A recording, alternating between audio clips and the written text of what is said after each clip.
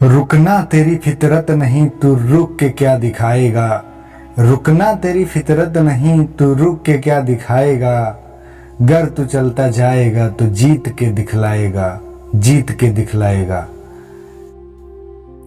हमारे जीवन के कुछ एक पल ऐसे होते हैं जिसमें हम लोगों के बीच बैठ नहीं पाते, लोगों के बीच रह नहीं पाते, लोगों से कुछ कह नहीं पाते, क्योंकि हम उस दौर में ऐसे समय से गुजर रहे होते हैं जब हमें सफलता नहीं मिली होती है।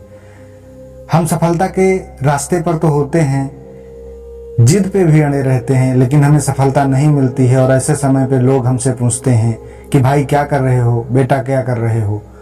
हम सबके साथ ऐसा होता है कि जब हमसे लोग पूछते हैं कि भाई क्या कर रहे हो, बेटा क्या कर रहे हो, तो उस समय हमारे पास बताने के कोई शब्द नहीं होते, क्योंकि सफलता उस समय हमसे बहुत दूर होती है। हमारे जीवन का सबसे कठिन दौर यही होता है जब हम कहीं पर जाते हैं या सक्सेस लोगों के बीच में बैठते हैं, या अक्सर हमारे रिश्तेदार होते हैं, वो आकर हमसे यही पूछते हैं कि बेटा क्या कर रहे हो, भाई क्या कर रहे हो। अगर वो लोग सफल हुए होते हैं तो हम उनसे नजरें नहीं मिला पाते।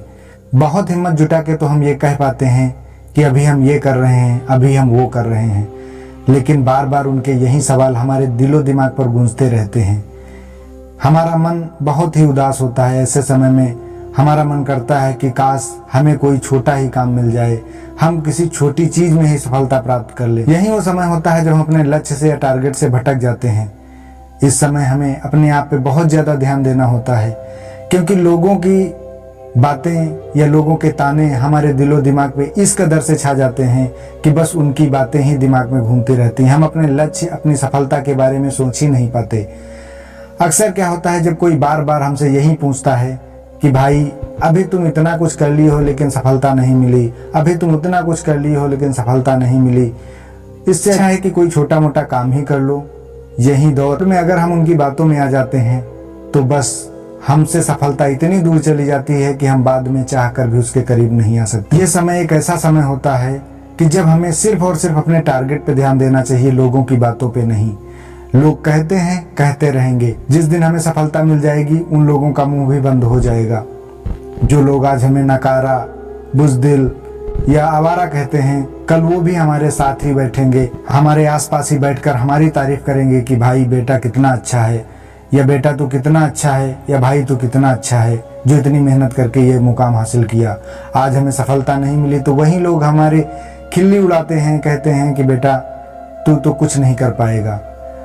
दोस्तों, आपसे रिक्वेस्ट है कि इस समय में ऐसा कोई कदम मत उठाइए जिससे कि आप अपने लक्ष्य से भटक जाएं। लोग कहते हैं, उनकी बातों पर ध्यान मत दीजिए। लोग कहा करेंगे, आप आगे चलते रहिए।